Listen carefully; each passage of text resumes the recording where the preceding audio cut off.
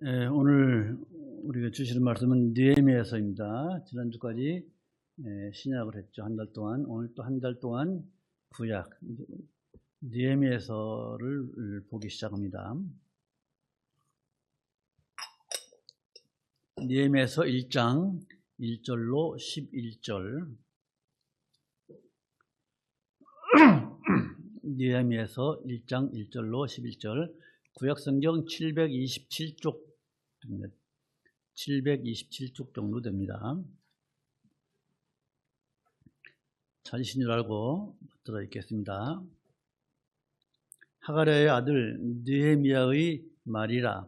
아닥사스다 왕 제 20년 기슬루월에 내가 수산궁에 있더니 나의 한 형제 중 하나니가 두어 사람과 함께 유다에서 이르렀기로 내가 그 사로잡힘을 면하고 남아있는 유다 사람과 예루살렘 형편을 물은즉 저희가 내게 이르되 사로잡힘을 면하고 남은 자가 그 도에서 큰 환난을 만나고 능욕을 받으며 예루살렘 성은 회파되고 성문들은 소화되었다 하는지라.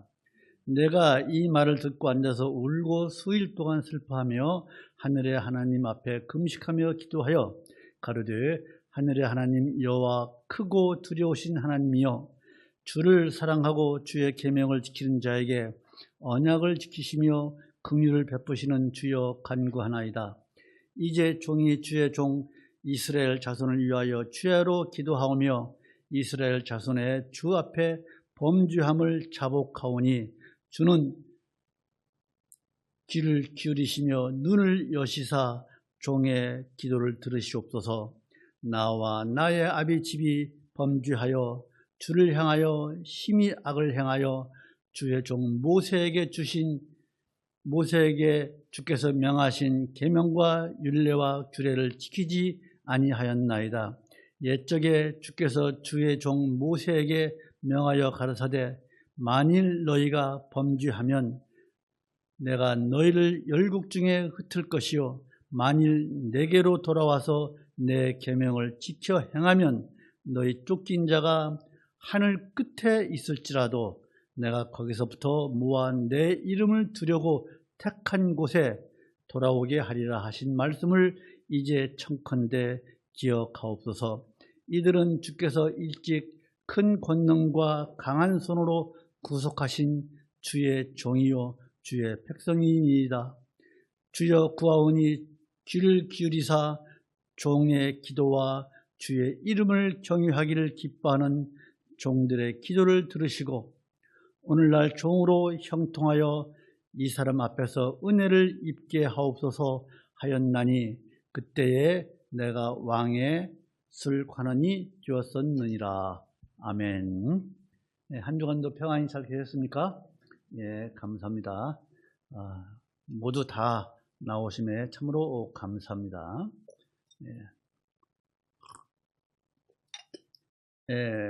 우리가 구약성경, 이 구약성경 39권의 구성을 보면 어떻게 되어 있냐면요. 율법서, 그 다음에 역사서, 그 다음에 시가서, 그 다음에 예언서, 이렇게 네 부분으로 나눠져 있습니다. 율법서는 우리가 잘 아는 것처럼 모세율법, 창출, 레위, 신, 5개, 여기에 나와 있는 중요한 사건을 우리가 다 봤습니다. 그리고 율법서를 다 봤고, 그 다음에 이제 역사서죠. 역사서 중에서도 여호수아서, 또 룻기, 또 사무엘 상하,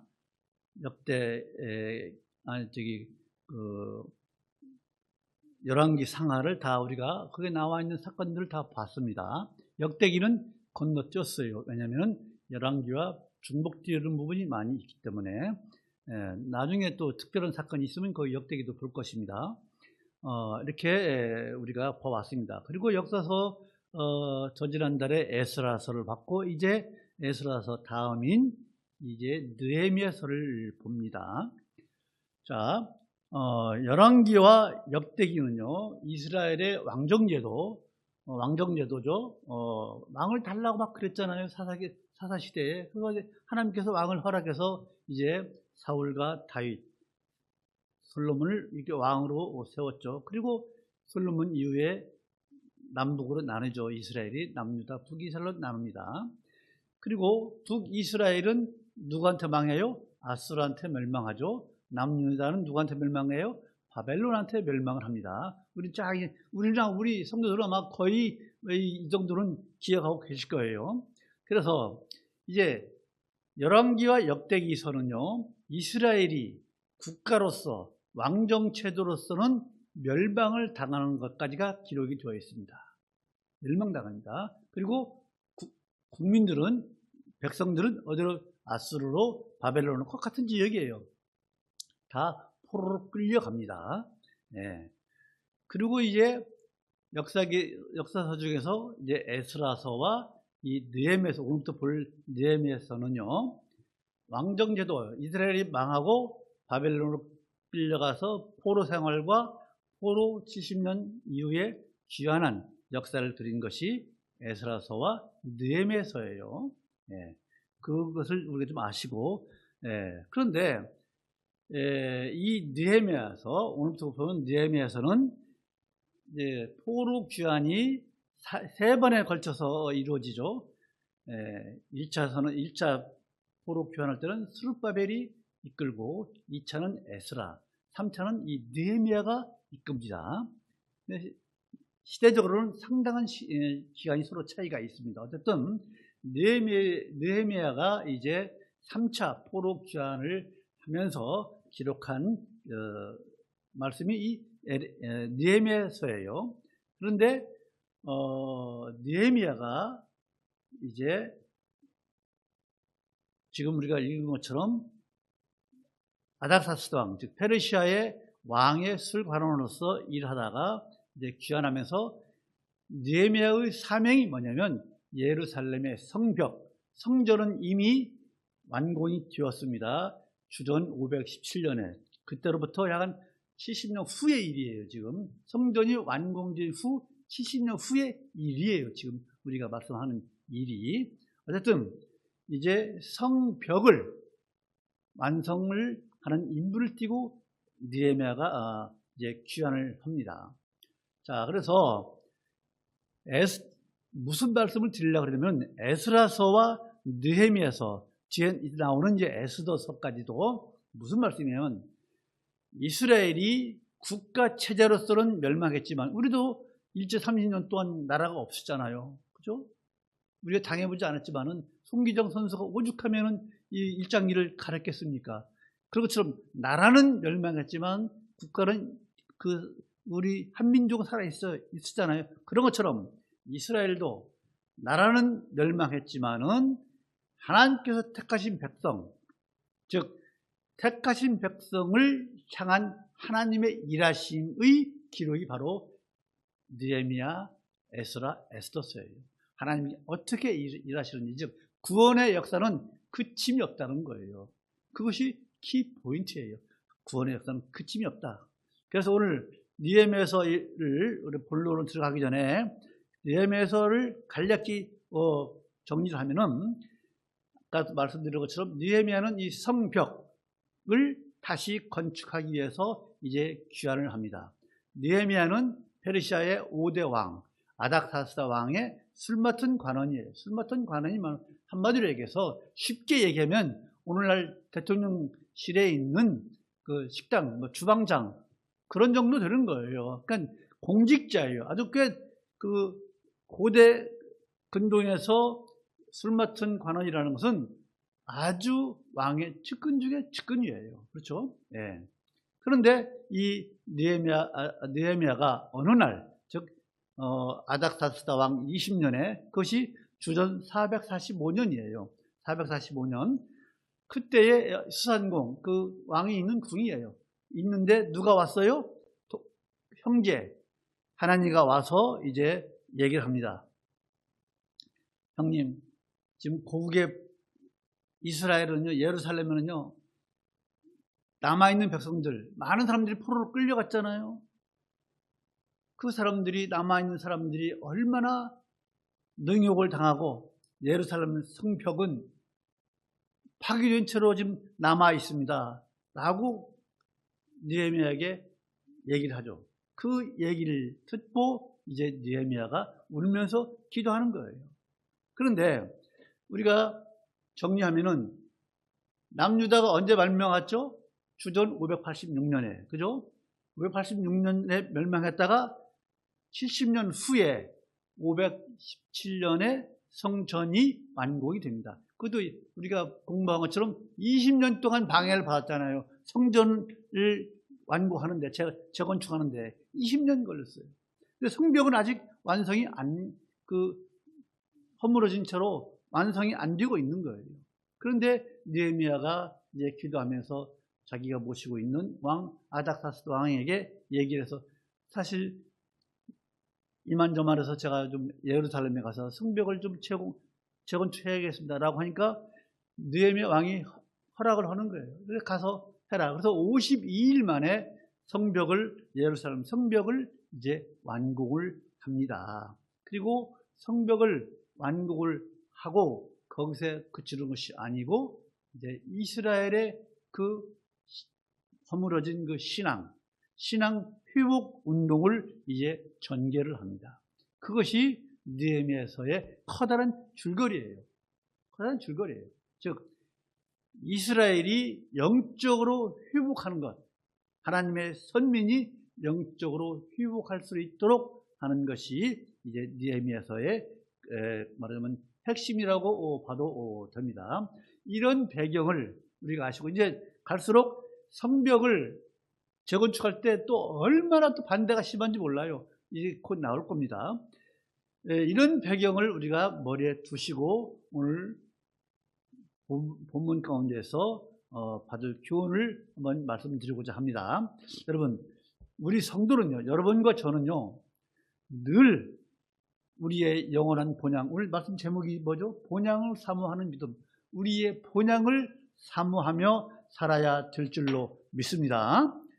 여러분, 느헤미야는요, 고향 예루살렘에서 온 그 형제 하나님으로부터 그 예루살렘의 그 형편없는 그 지경과 성벽이 파괴된 채로 남아 있습니다. 지금 우리가 수원 가보신 분들 계실 거예요. 수원성이 얼마나 이렇게 아름답게 다시 성벽이 재건되었습니까? 제가 어릴 때만 해도, 제가 수원 고등동에서 살았는데 옛날에는요 형편없었어요. 기와장이 막 넓어져 있었고 형편없었어요. 그러니까 지금은 잘 이렇게 정비가 되어 있어요. 이런 것처럼 성벽이, 예루살렘 성벽이 완전히 무너져서 허물어져 있는 채로 있다고 하는 그 소식을 듣고 이제 금식하면서 울며 금식을 합니다.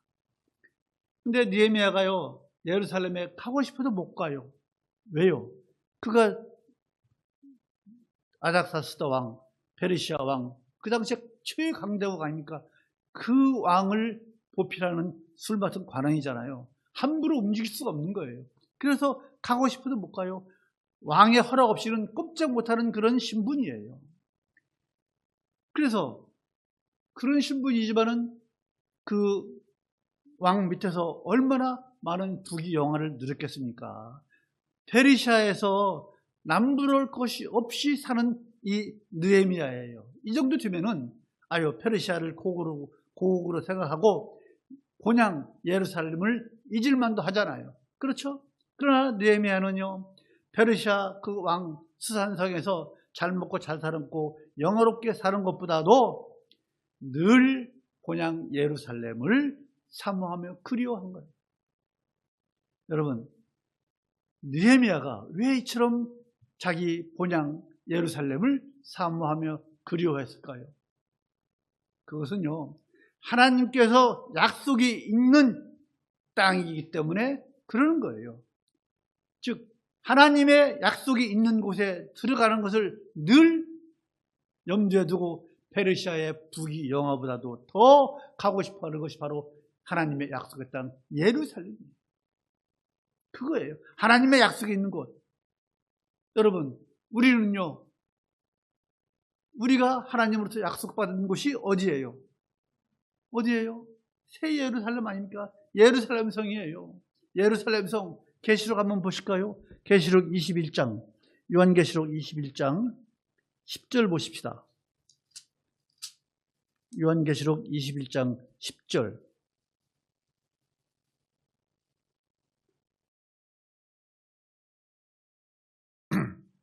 잘했습니까? 같이 읽읍시다. 시작. 성령으로 나를 데리고 크고 높은 산으로 올라가 하나님께로부터 하늘에서 내려오는 거룩한 성 예루살렘을 보이니 이것이 우리가 앞으로 영원히 살아야 할 우리의 본향 예루살렘 성인 줄로 믿습니다. 이후부터 예루살렘 성이 얼마나 아름다운지, 오죽하면 예루살렘 성벽이, 새 예루살렘 성벽이 12가지 보석으로 뒤어 있어요. 어쨌든 우리의 갈 곳은 영원한 성, 새 예루살렘 성입니다. 그래서 여러분과 저는요, 우리의 최대 관심사는 우리의 본향, 하나님께서 우리에게 약속하신 기업, 아까 찬양 불렀죠?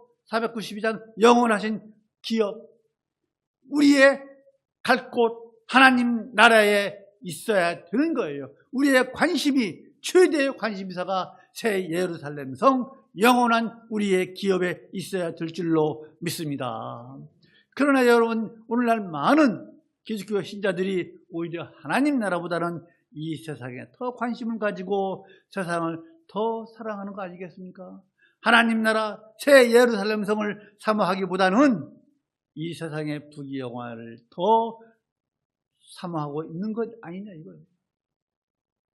그러니까 오히려 세상에 새 예루살렘 성 우리의 본향보다도 이 세상에 더 관심을 두고 있기 때문에 하나님께 온전히 드려야 할 이 주일 성수하는 것을 대수롭게 여기지 않아요. 아이고, 한 주 정도 안 나가면 어떨까? 세상 일 때문에 하나님 일 좀 잠시 좀 뒷전으로 좀 어떨까? 이러는 거예요. 우리 성도의 최대 관심사는 오직 우리의 영원한 성, 새 예루살렘 성이 되어야 될 줄로 믿습니다. 그래서 여러분, 야고보서 4장 4절에 세상과 버티고자 하는 자는 스스로 하나님과 원수되게 하는 것이라고 말씀하고 있지 않습니까? 또 요한일서 2장 15절에서 이 세상이나 세상에 있는 것들을 사랑하지 말라. 누구든지 세상을 사랑하면 아버지의 사랑이 그 속에 있지 아니하다고 경고하고 있습니다. 여러분, 이 세상 얼마나 좋아요? 이 세상이 아무리 좋아 보여도 일시적이고 한계가 있고 영원하지 않는 거잖아요. 이 세상이 아무리 좋은들 우리가 130년, 150년 살겠습니까? 한계가 있는 거예요. 영원하지 못하는 거예요. 영원한 것은 우리의 새 예루살렘, 하나님께서 우리에게 허락하신 새 예루살렘 성입니다. 페르시아가 영원할 것 같았습니까? 이때 최후 강국이 200년밖에 못했어요. 망했어요. 로마도 결국에 망했고, 오늘날요 최후 강국인 미국 얼마나 강합니까? 미국 시민권을 따기 위해서 많은 사람들이 노력하잖아요. 그러나 미국이라고 영원합니까? 지금 세계가 중국이 또 일어서잖아요.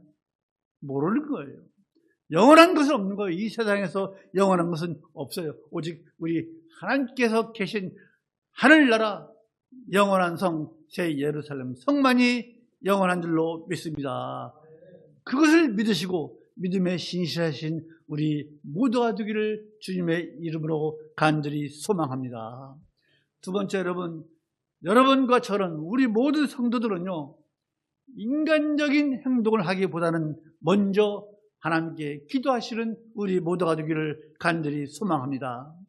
느헤미야는요, 예루살렘 성벽이 파괴된 채로 방치되어 있다고 하는 그 말을 하나님으로부터 듣고 그 이스라엘의 현실 앞에서, 여기 보면요,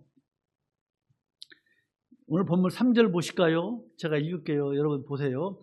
저희가, 즉 하나님하고 같이 온 사람들이 내게, 즉 느헤미야에게 이르되, 사로잡힘을 면하고 남은 자 누구예요?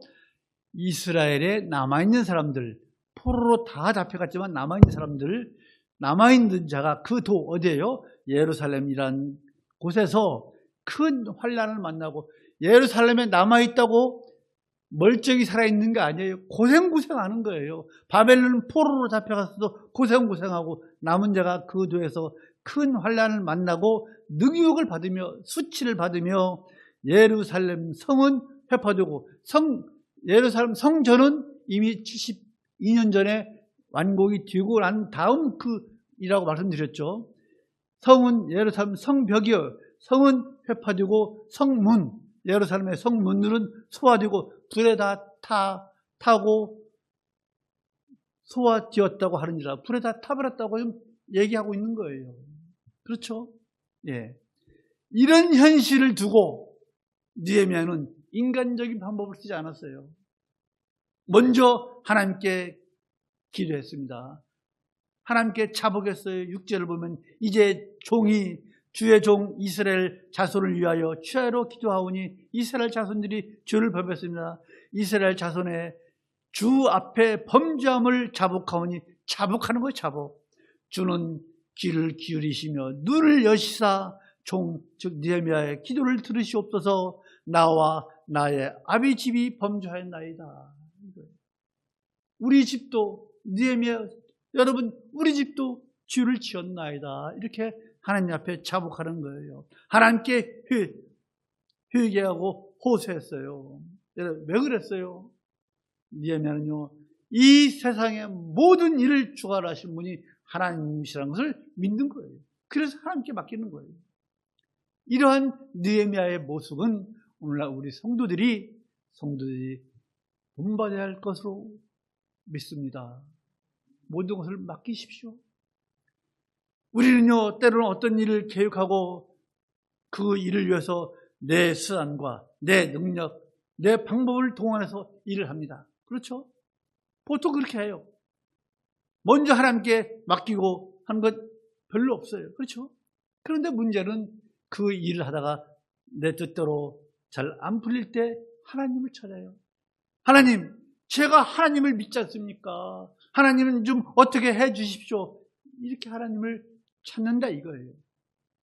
제 뜻대로 해놓고 문제가 생기니까 하나님을 찾는다 이거예요.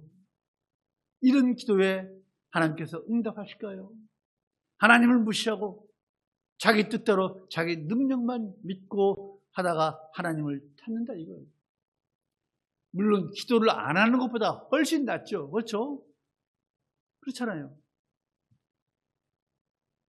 그럼에도 불구하고 우리 하나님께서는 그런 기도를요 들어주시고 용서하시고 하나님께서 들어주십니다. 그러나 하나님을 무시한 그 대가는 있어요. 고통을 당해요. 여러분, 이런 것이 먼저 기도하지 않는 것이 하나님 편에서 볼 때는요 시행착오예요. 우리가 시행착오란 말 많이 쓰잖아요. 하나님 편에서 볼 때 우리들이 하는 것이 시행착오예요. 여러분, 우리가요 앞으로 하나님의 편에서 볼 때 시행착오를 범하지 않으려면요 어떻게 해야 될까요? 먼저 기도하시는 우리 모두가 되기를 간절히 소망합니다. 먼저 기도하십시다. 하나님 편에서 볼 때 우리 시행착오 하지 마십시다. 그것이 먼저 기도예요. 마태복음 6장 33절 너희는 먼저 그의 나라와 그의 의를 구하라. 그리하면 이 모든 것을 너에게 더하신다고 말씀하고 계시잖아요. 또 빌립보서 4장 6절 아무것도 염려하지 말고 오직 모든 일에 기도와 간구로 너희 구할 것을 어떻게 구하라고 그랬어요? 감사함으로 구하라고 그랬어요. 이 말씀이 틀린 말씀이에요. 또 베드로전서 5장 7절 너희 염려를 다 주께 맡겨 버리라고 몇 번 제가 이 말씀을 했어요. 우리의 생각, 우리의 우리의 부족함, 우리의 문제 모든 것을 주께 맡겨 버리라고 그랬어요. 왜 그러라고 그랬어요?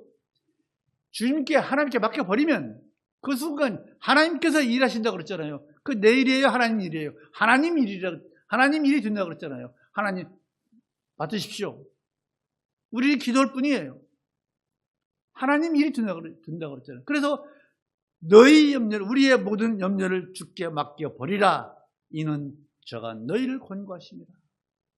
여러분, 앞으로 우리 어려운 일 있잖아요. 힘든 일 있잖아요. 어떤 문제가 있잖아요. 없을 수가 없어요. 다 주님께 맡겨버리십시오. 그러면 내 마음이 편합니다. 주님께 해주시겠지. 언젠가는 주님의 때에 해주실 걸 믿고 간구하시는 우리 모두가 되기를 간절히 소망합니다. 우리 삶의 모든 영역에서 먼저 할 일은 기도인 줄로 믿습니다. 우리 기도하시는 우리 모두가 되시기를 간절히 소망합니다. 마지막으로 세 번째, 여러분과 저는요, 우리 성도들은요, 위기를 만날 때 먼저 자신을 둘러보고 자신의 죄를 자복해야 될 줄로 믿습니다. 방금 우리 오집사님 기도한 것처럼 죄를 자복하는 것. 느헤미야도 죄를 자복하잖아요. 이스라엘 백성들이 지은 죄를 느헤미야가 자복합니다. 느헤미야는요, 예루살렘 성벽을 제거하지 못하는 것을 이스라엘 백성들의 죄 때문이라고 하면서 백성들의 죄를 자복합니다 하고 6절에서 방금 읽었잖아요. 여러분, 하나님께서 자기 백성, 우리 성도들을 징계하시는 중요한 이유가 있어요. 우리에게 벌을 주시잖아요. 건강을 잠깐 안 좋게 한다든가 어떤 어려움이 있어서 이런 일들을 왜 우리 성도들을 징계하시느냐 이거예요. 그것은요, 우리 생각에 우리가 죄를 지었으니까 하나님께서 너 죄를 지었으니까 맛 좀 봐라 그거예요? 너 죄의 대가를 치러라 그거예요? 아니에요. 하나님께서 우리에게 징계를 주시는 것은요, 죄의 대가를 치르게 하는 게 아니에요.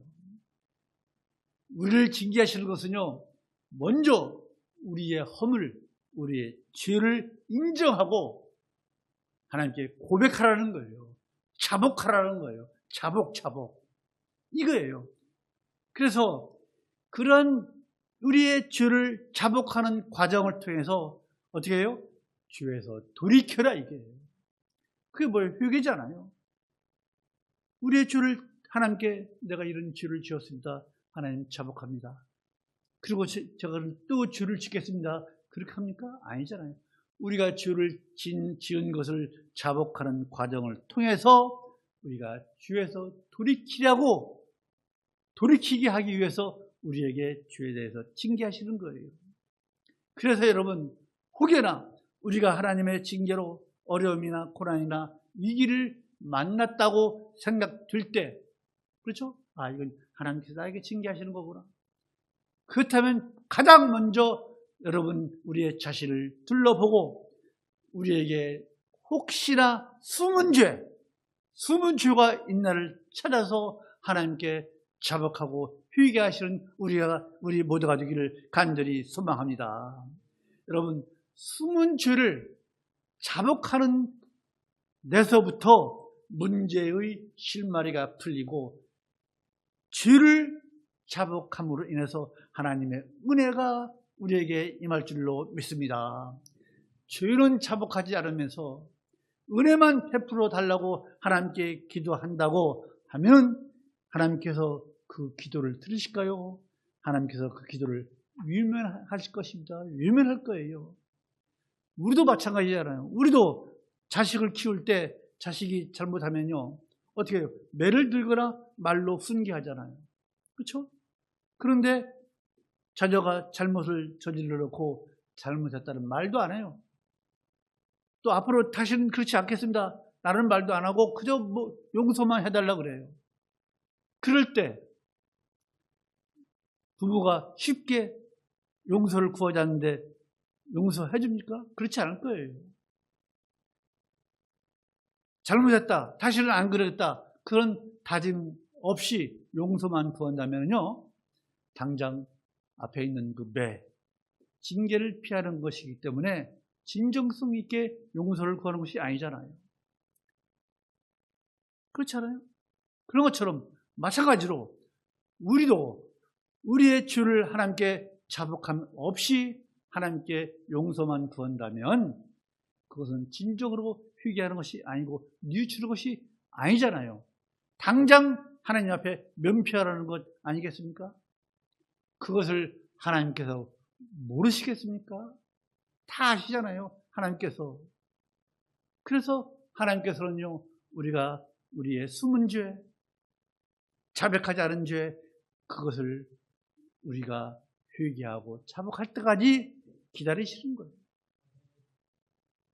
여러분, 혹여나 어려운 일이 있습니까? 고난이 있습니까? 마음이 무겁습니까? 그 원인이 뭐예요?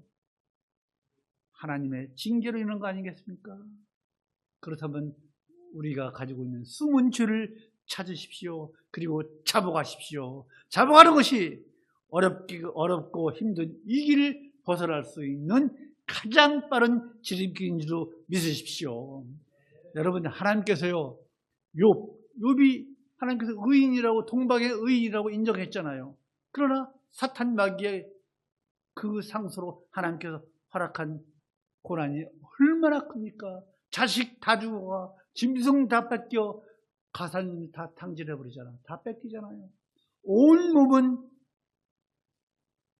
질병으로 인해서 사금팔이로 긁어야 할 정도로 피가 나는 그런 고난을 겪었잖아요.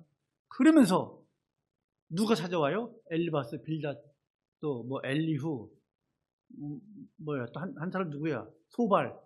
이런 사람들이 4명이 찾아와서, 야, 너 죄를 알라. 네 죄 때문에 너가 이런 고난을 당한다 그러잖아요. 그러나 욥은 아니다. 나는 죄가 없다. 내가 왜 이런 고난을 당하는지 내가 모르겠다. 이제 느헤미야 끝나고 에스더, 욥기, 시편, 이게 얼마 안 남았어요. 욥기 나오면 다 말씀드릴 거예요. 나는 내가 왜 이런 고난을 당하는지 내가 모르겠다 그러잖아요. 그러나 하나님께서 뭐라 그래요? 인생 중에 의인이 없다. 누가 의인이야? 그 말씀을 듣고 이제 하나님 앞에 회개하잖아요. 욥이 하물며 동방의 의인이라고 인정받은 욥마저도 하나님 앞에 인생에 의인이 없다는 그 말씀 듣고 회개한 것처럼 하물며 우리야 얼마나 회개할 거리가 많겠습니까? 그렇잖아요. 회개할 거리가 얼마나 많습니까? 여러분, 우리 인생들은요, 허물 많은 인생이잖아요. 늘 죄가 우리 가까이 있잖아요. 죄가 늘 가까이 옆에 있어요. 사탄이 늘 옆에 있어요. 그래서 죄를 짓게 돼요. 그래서 종종 하나님으로부터 우리가 징계를 만나고 위기를 만나게 되는 거예요. 이때 우리는 죄를 자복해야 돼요. 찾아내야 돼요. 하나님 우리를 징계하시는 것이 우리의 죄를 자복하기 위한 것이라고 아까 말씀드렸죠. 죄에서 돌이키게 하기 위해서 우리를 징계하시는 거라고 말씀드렸잖아요. 그리하면 우리가 죄를 회개하고 돌이키면 하나님께서 우리를 회복시키고 우리에게 은혜를 주실 줄로 믿습니다. 그래서 여러분, 우리의 숨은 죄를요, 자복하는 것 두려워하지 마십시오. 죄를 하나님 앞에 내놓는 것 두려워하지 마시고 부끄러워하지 마시고 자복에 빠르시는 여러분 되시기를 간절히 소망합니다. 죄 없다고, 나는 의인이다, 죄 없다고 생각하지 마십시오. 나는 죄인이다라는 것을 여러분 꼭 염두에 두시기 바랍니다. 우리 모두가 죄 없다고 생각하지 마십시오. 왜 그래요? 한번 보십시다. 시작성경 요한 1서 보십시다. 요한 1서 1장 8절로 10절. 시작성경 389쪽 정도 됩니다. 시작성 요한 1서 1장 8절 10절. 왜 이 말씀을 읽느냐? 우리가 숨은 죄를 자복하는 걸 두려워하지 말자. 내 스스로 죄 없다고 생각하지 말자 이거예요. 그 말씀을 여러분에게 인식시키기 위해서 지금 요한 1서 1장 8절로 10절을 읽는 겁니다. 같이 읽으실까요? 천천히 읽읍시다. 시작. 만일 우리가 죄 없다 하면 스스로 속이고 또 진리가 우리 속에 있지 아니할 것이요. 만일 우리가 우리 죄를 자백하면 저는 미쁘시고 의로우사 우리 죄를 사하시며 모든 불의에서 우리를 깨끗게 하실 것이요 만일 우리가 범죄하지 아니하였다 하면 하나님을 거짓말하는 자로 만드는 것이니 또한 그의 말씀이 우리 속에 있지 아니하니라. 이래서 나는 죄 없다. 천만의 말씀. 그렇게 말씀하지 말라 이겁니다. 여러분, 우리 죄에 숨은 죄 이미 우리들은 다 회개한 사람들이에요. 다 자복한 사람들이에요. 그래도 이 말씀을 드릴 수밖에 없는 거예요. 여러분, 이제 말씀을 마칩니다. 마지막으로 느헤미야가 예루살렘 이 성벽이 황폐하게 된 것, 그죠? 황폐하게 된 그 상황이 우리의 상황과 아무 관계 없을까요? 이거예요. 오늘 말씀의 핵심이. 예루살렘 성벽이 황폐화된 것이 우리의 영적 상태가 어떠냐 이거예요. 우리의 영적 상태가 예루살렘 성벽이 회파돼서 파괴된 채로 있는 것처럼 우리의 영이 혹여나 황폐화되어 있지 않나 이거예요. 물론 우리 성도들은 절대로 그렇지 않을 것 제가 믿습니다. 왜? 다 나와서 예배 드리잖아요. 그러나 혹시 예루살렘 성벽처럼 파괴된 채로 남아있는 우리의 영이 있다면, 그것을 깨닫지 못한다면 정말로 그건 고치기 힘든 거예요. 그 원인이 뭐예요? 내가 죄 없다 라고 생각하는 거예요. 우리의 영이 여러분 예루살렘 성벽처럼 파괴된 채로 남아있도록 남겨두지 맙시다. 라오디게아 교인들이요, 자기들은 부자다. 우리는 부유하면서 믿음도 부유하다고 했잖아요. 그렇죠?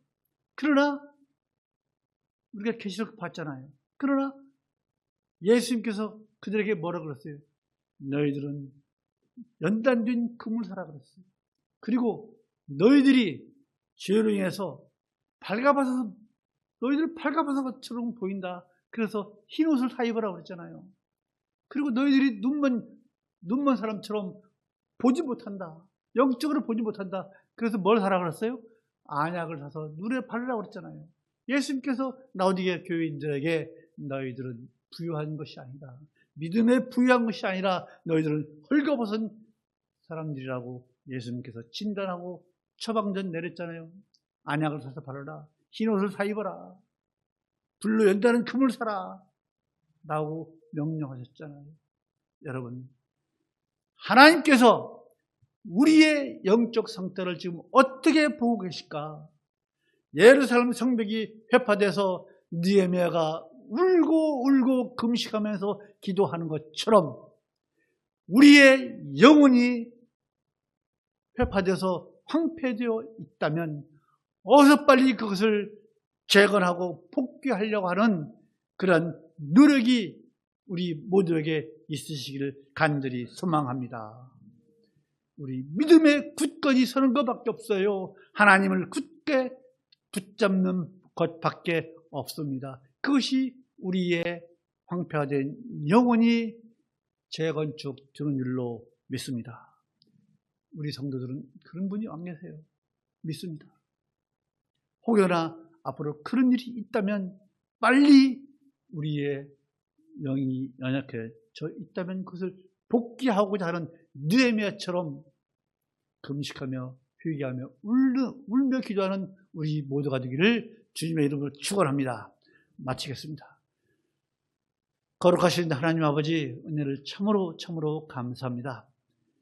느헤미야서 1장 11절부터 11절 말씀을 통해서 느헤미야가 예루살렘 성벽이 황폐화되어 있는 것이 우리의 영혼이 어떠한지를 진단하는 시간이 되었습니다. 하나님 아버지, 간절히 소망하오니 우리 예양선교회 모든 성도들의 영혼이 오직 우리 하나님을 향하여 있고 우리가 영원히 가서 살아야 할 새 예루살렘 성을 사모하며 살아가는 그런 믿음의 성도들이 다 될 수 있도록 주여 굳건히 붙잡아 주시고 인도하여 주시옵소서. 주 예수 그리스도의 이름으로 기도하여 싸움나이다. 아멘.